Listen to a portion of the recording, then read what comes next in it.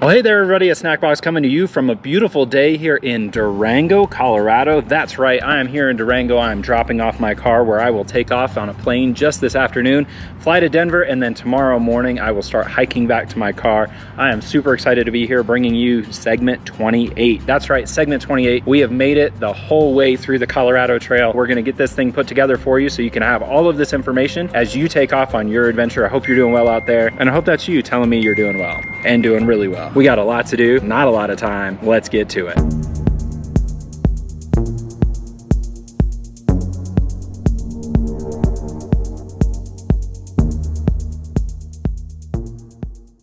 So here it is, everybody. It's segment 28 of the Colorado Trail. It goes 20.5 miles from the Kennebec Trailhead all the way down to Junction Creek Trailhead. This one is just a beautiful section. It has 1,900 feet of elevation gain, and get ready for it. Brace yourself and brace your knees. 6,600 feet of elevation descent. It is a knee breaker. So be ready for it. I hope you have your trekking poles ready. Maybe even 2, 3, 4 extra sets of trekking poles, because this one rocket ships down into Durango. It's gonna be okay though. We've got all the tips you need to make sure you make it through this segment so you can be as successful as possible. So my first tip for you is to plan your arrival at the Junction Creek Trailhead. There's every bit of chance that at this point you are super excited to get down into Durango and wrap up this trip, but be very careful about that, because if you show up at the trailhead at 10 o'clock at night, you might be able to make it safely, but that doesn't mean you're going to be able to get into town. And even if you get into town, it's going to be very difficult for you to get a hotel room last minute, and you're likely to pay a premium for it. So my first tip for you is to actually take your time and plan your arrival to the end of the trailhead. That's going to make a big difference in your sort of finishing up plans. And just keep in mind that there are a lot of different ways you can get back to your car, back to Durango, or back to Denver, or wherever it is you need to go. You have a couple of different options. You can take the Mustang back to Grand Junction, then over to Denver from there. It's a little bit longer, but a little bit less expensive. You can buy a flight like I did. I bought a flight I got on a really lucky deal from Frontier that was $40 for my flight to Denver. That one takes a little more planning, and it can get as high as $300-400, so be aware of that as well. Or you can plan something where you shuttle cars. You maybe have somebody pick you up. I've often found it really useful to find somebody who might not be into the outdoors as much as you are, but maybe would like to come down and see Durango or see Silverton or some of those other places like Telluride that can be really beautiful, and offer to buy them a room in a hotel and dinner that night if they're willing to come down and pick you up and take you back wherever it is you need to go. But just know that arriving back at that trailhead at an hour that's reasonable is a really good idea. So it's often really wise to stop a night, maybe 5, 6, 7 miles from the end, so then you only have a couple of miles into town, a couple of hours into town, and then you can find your way into town with a lot of time left in town to get showers at the community center, like right behind me here. The community center, you can buy a day membership and get a shower. There's also a laundromat just up the road where you can get a shower. So as you start looking ahead to how you're going to wrap up this trip, knowing that there are some places to get cleaned up are pretty good as well. The second tip that I have for you is that this is a really good time for you to button up your bear protection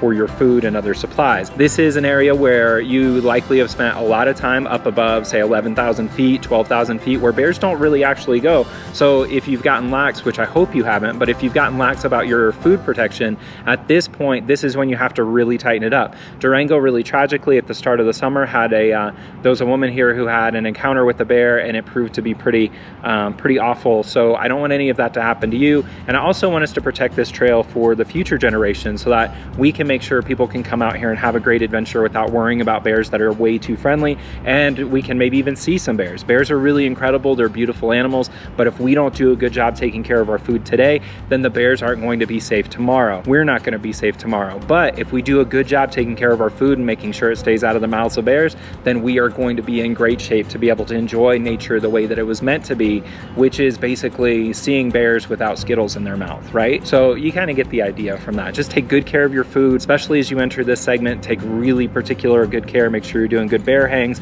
Make sure that if you're using a bear canister, you're tightening it up and leaving it far enough away from camp that a bear's not getting friendly and acclimated with just humans.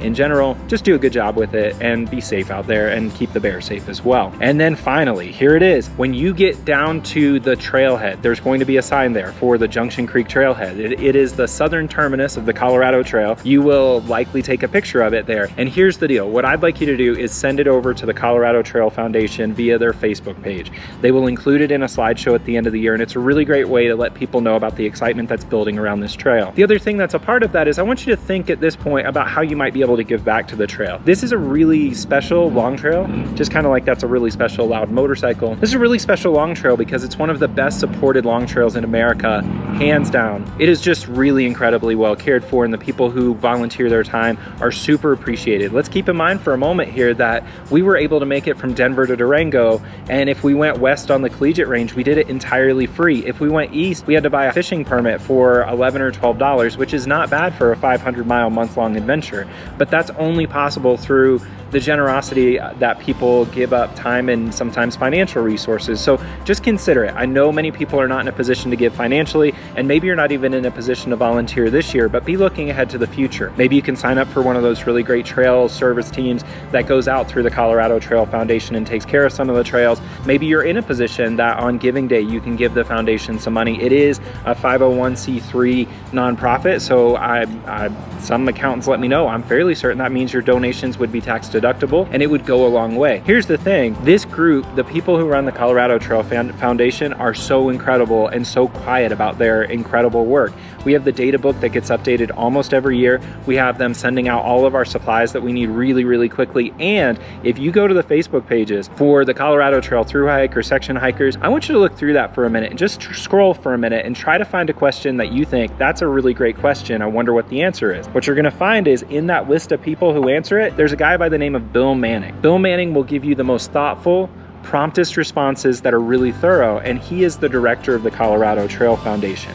There's no other long trail in America where the director of the foundation that supports it will be that hands-on, letting people know how they can have a great adventure, the ins and outs, the things they need to be careful for. That's incredible, and if there's any way we can support it, I'd encourage you to do so. And I think that about covers it. One last reminder, if you'd like to see the actual trail, go check out Mad Hippie's Life. Their YouTube channel does a great job of showing every footstep along the way. And if you haven't sent me a message yet on Instagram at Backcountry Champion to say, hey, Snackbox, send me one of those great outside comfort zone stickers, then I will get one in the mail to you right away. If you have reached out to me on Instagram, I don't typically ask back if you want a sticker. If you just say, hey Snackbox, how are you doing? I'm not likely to push because I don't want you to feel like you have to tell me your address and where you live. So if you've reached out in hopes of getting a sticker and haven't had me ask that, feel free to ask, because I'll send one over. You don't have to be shy about it, because I'm just trying to be respectful of people's space.